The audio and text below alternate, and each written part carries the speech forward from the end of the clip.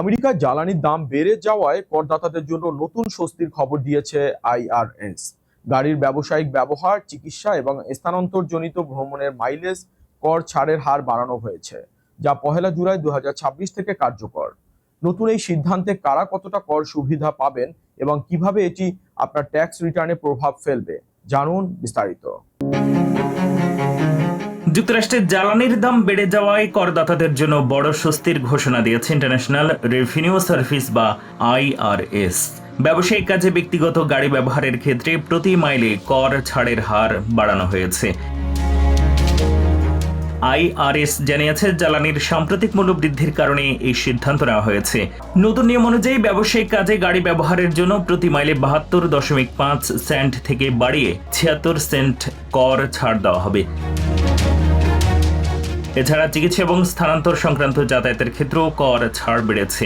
এইসব ক্ষেত্রে প্রতি মাইলে 20.5 সেন্ট থেকে বাড়িয়ে 23.5 সেন্ট করা হয়েছে।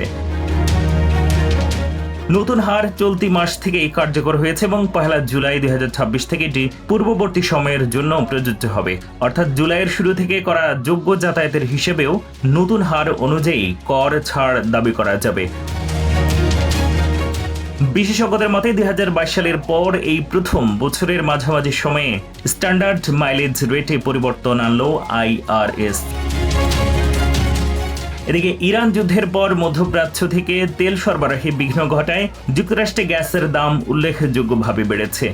এর তথ্য অনুযায়ী বর্তমানে দেশ জুড়ে প্রতি গ্যালন গ্যাসের গড় মূল্য $3.943, যা এক বছর আগের তুলনায় প্রায় 24.7% বেশি। যদিও গত এক মাসে গ্যাসের দাম কিছুটা কমেছে, তবুও জ্বালানির উচ্চ মূল্যস্ফীতির কারণে সামগ্রিক মূল্যস্ফীতি এখনও 3.5% রয়েছে, যা ফেডারেল রিজার্ভের 2% লক্ষ্যমাত্রার চেয়েও বেশি।